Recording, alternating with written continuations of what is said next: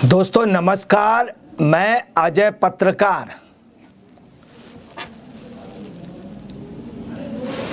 राहुल गांधी अभी बयान उन्होंने दिया कि मध्य प्रदेश छत्तीसगढ़ में उनकी सरकार होगी और तेलंगाना में उन्होंने कहा अच्छी फाइट होगी और राजस्थान के लिए भी कहा कि राजस्थान में फाइट होगी। और उन्होंने प्रथम दृष्टया ही मान लिया कि तेलंगाना में उनकी सरकार नहीं होगी मगर लड़ेंगे अच्छा।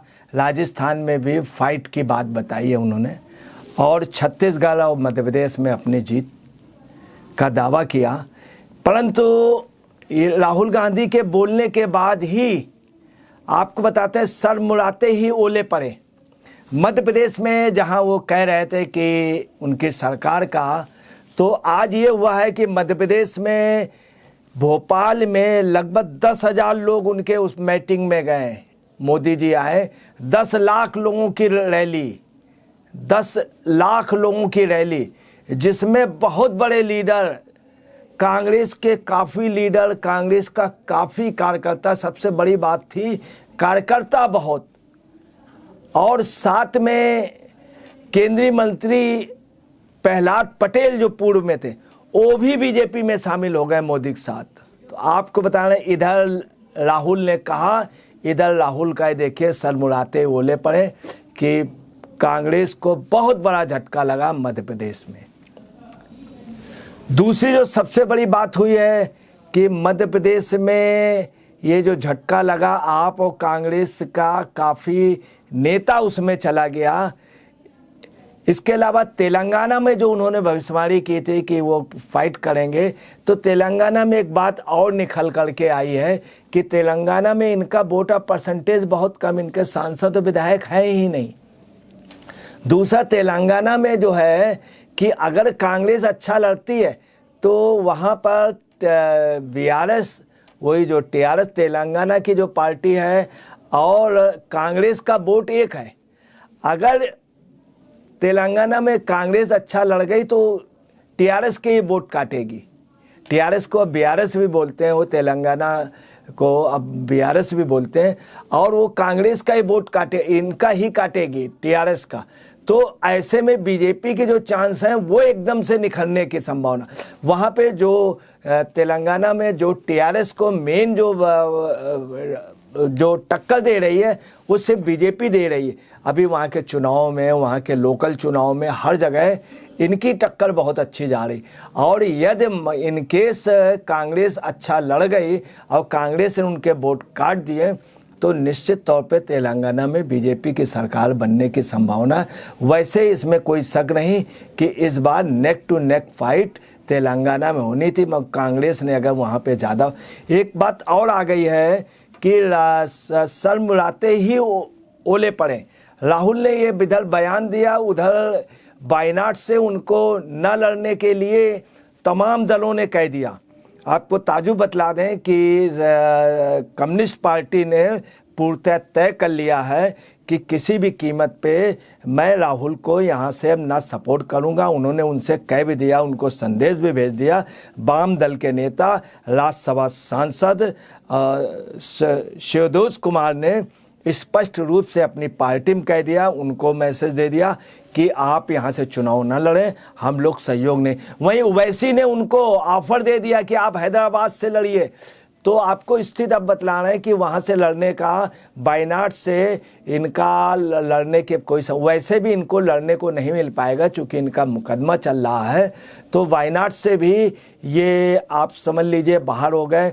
उधर ओवैसी वहाँ के लिए, हैदराबाद के लिए कह रहे हैं कि वहाँ लड़िए, यदि वहाँ लड़ते हैं तो इनको चैलेंज होगा।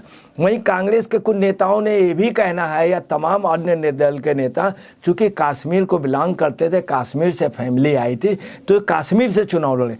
कश्मीर की बात कहना राहुल के साथ, या राहुल से कोई कहे तो राहुल के लिए बद्दा मजाक है, चूँकि राहुल कभी थे। वहीं अमेठी और रायबरेली के अभी जो वहाँ के आंकड़े आ रहे हैं उससे साफ हो रहा है कि अमेठी में राहुल की जनता, जो राहुल के लिए जनता वहाँ नेगेटिव हो गई है, चूँकि इतना वर्क किया है स्मृति ईरानी ने। तो ये दोनों इनके अस्तित्व खत्म हो रहे हैं।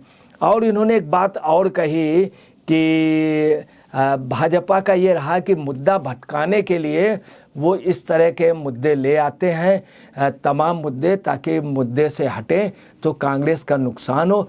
और कांग्रेस ने तय कर लिया कि इनके जनता को भटकाने वाले मुद्दे की जगह वो अपनी तैयारी करे। इसका असर बहुत गलत पड़ रहा। इसका असर ये पड़ रहा है कि यदि भाजपा मुद्दे भटकाने के लिए लाती है तो महिला आरक्षण बिल लेकर के आई, इन्होंने मजबूरी में समर्थन क्यों किया? ये मुद्दा भटकाने का नहीं है, जनता का भटकाने का नहीं, ये तो वास्तव में उन्होंने करके दिखा दिया। महिला आरक्षण तमाम ऐसे धारा 370 है, उन्होंने करके दिखा दिया। तो आम लोगों के अंदर ये भी भावना आई कि धारा 370 के लोग शुरू से कहते रहे। उनके आरएसएस में एक खेल होता था जिस गेम का नाम होता था कश्मीर हमारा, और वो शुरू से कहते रहे। उन्होंने आते ही सत्ता से 370 हटा दी। वो राम मंदिर के लिए कहते थे, राम मंदिर का उन्होंने बना के दिखा दिया। तो तमाम ऐसे हैं जो उन्होंने मुद्दा को भटकाया नहीं। इससे भी कांग्रेस की स्थिति काफ़ी कुछ डाउन हो रही। उन्होंने एक बात और बोली राहुल गांधी जी ने कि हकीकत ये है कि इस समय जो स्थिति है वो बड़ी पैसे को लेकर के बड़ी स्थिति है कि पूंजीपतियों की पार्टी हो गई है। पूंजीपत और गरीबी में बहुत अंतर, गरीबों में, और अनएम्प्लॉयमेंट बहुत ज़्यादा हो गया है, और जातिवाद बहुत ज़्यादा, ओबीसी के साथ, ट्राइबल के साथ, दलितों के साथ बहुत बुरे हाल हो रहे हैं। तो वहीं पे लोगों ने ये भी क्वेश्चन कर दिया कि आपने द्रौपदी मुर्मू को क्यों नहीं समर्थन दिया? द्रौपदी मुर्मू भी तो दलित थी, उसमें राष्ट्रपति ने आपने राष्ट्रपति उसमें सहयोग नहीं किया। आप महिलाओं के उत्पीड़न के लिए कह रहे हैं, तो महिला के उसमें महिला आरक्षण में आप क्यों अरंगे डाल रहे थे? और महिला आरक्षण में लास्ट में आपने क्यों सपोर्ट किया?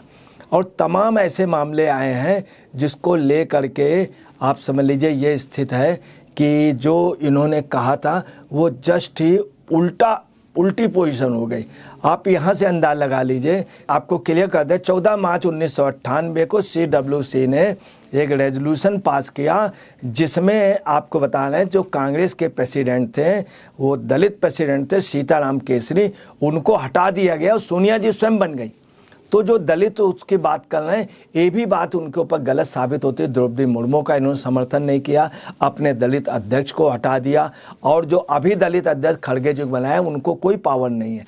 अभी प्रमोद तिवारी वगैरह कुछ लोगों के वहाँ पे पद दिए गए थे पार्टी के, तो सोनिया गांधी के आदेश से, सोनिया गांधी के लेटर से, खड़गे जी को मालूम भी नहीं था, खड़गे जी के जबकि साइन होने।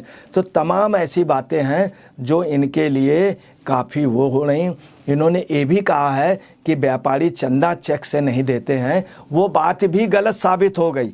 अब चंदे की बात यह है कि व्यापारी विपक्ष को चंदा नहीं देते कांग्रेस को, उसमें है कांग्रेस की क्रेडिट नहीं रही। एक तो ये बात रही, दूसरी बात ये जो चंदे की बात कर रहे हैं या पूंजीपत नहीं देते हैं, तो जिस अडानी की बात कर रहे हैं उसमें सबसे बड़ी बात ये, छत्तीसगढ़ में 25,000 करोड़ रुपए का निवेश, राजस्थान में 65,000 करोड़ रुपए का, 60,000 करोड़ रुपए का एक एनर्जी को, ग्रीन एनर्जी को इन्वेस्टमेंट, 3,000 करोड़ रुपए का एक इन्वेस्टमेंट, 246 करोड़ रुपए का एक इन्वेस्टमेंट। वह तमाम जगह ऐसे हैं जहां पर आप समझ लीजिए कि इन्होंने इन्वेस्टमेंट कराया। राजस्थान में कई हज़ार करोड़ रुपए का इन्वेस्टमेंट, और राहुल जी उसके बाद मध्य प्रदेश में 1 लाख करोड़ रुपए का इन्वेस्टमेंट। तो जो ये कह रहे हैं कि पूंजीपति इनको चंदा या पूंजीपति इनके इंडस्ट्री या पूंजीपति इनको कॉपरेट नहीं कर रहे, ये भी राहुल गांधी का बयान बिल्कुल गलत साबित हुआ है। अब आपको बता रहे हैं कि यूपी का जो सर्वे आया है उसमें बीजेपी लगभग 73 सीटें जीत रही, 52% वोट बीजेपी मिल रहा, एसपी को 23%, बीएसपी को 12%, कांग्रेस को 4%। और अमेठी और रायबरेली का जो है वो आ रहा है एक सर्वे, और साथ में ये कंफर्म हो रहा है कि अमेठी में जो पोजीशन है और रायबरेली में, वहाँ पे कांग्रेस को लोग वोट देने के मूड में नहीं है, खासतौर रायबरेली। उनका मानना है कि इस परिवार ने कुछ भी रायबरेली अमेठी के लिए नहीं किया, जबकि स्मृति ईरानी ने बहुत किया। ऐसी स्थितियों में ये दोनों सीटें ये हारेंगे, और साथ में वायनाड की यही एक वजह है कि इनको काफ़ी कुछ और एक बात और आ रही है कि 2017 में जब इनका सपा से सीटों का बंटवारा विधानसभा का हुआ था तो 100 सीटें सपा ने कांग्रेस को दी थी। उस समय ये भी कहा गया था ठीक है अच्छा आप 400 तो कांग्रेस की 400 सीटें लड़ाने के लिए प्रत्याशी नहीं थे। यही पोजीशन इस समय आ रही है कि इनके पास अच्छे प्रत्याशी 2024 के लिए नहीं है, इसलिए 2024 में कांग्रेस की स्थिति ठीक नहीं है। वो इसके अलावा आपको बतला रहे हैं कि अभी उन्होंने भी कह दिया, उदित राज जी ने कह दिया कि इंडिया गठबंधन फेल हो गया और उन्होंने उसकी पोल खोली और उन्होंने कहा कि इनके पॉकेट में वोट नहीं है। ये गलत फहमी में ये कह रहे हैं कि पॉकेट में वोट है, इनके पॉकेट में वोट ही नहीं है। और तमाम ऐसे लीडर हैं कि जिनके बयान बिल्कुल अभी आ गए हैं जिससे साफ हो रहा है। ओवैसी ने कह दिया, उधर CPI ने कह दिया कि कांग्रेस जो है अब वो पोजीशन नहीं है। जो इन्होंने बयान जारी किए राहुल गांधी ने, ये भी सब बकवास निकले और उनके बयान की कि अब राजस्थान उन्होंने मान लिया, तेलंगाना मान लिया, मध्य प्रदेश ये हार गए। मतलब 4 राज्यों के उन्होंने कहा 3 में इनकी हार हो गई 24 घंटे के अंदर। अब बचा छत्तीसगढ़ में किसी भी सूरत में कांग्रेस रिपीट नहीं करेगी।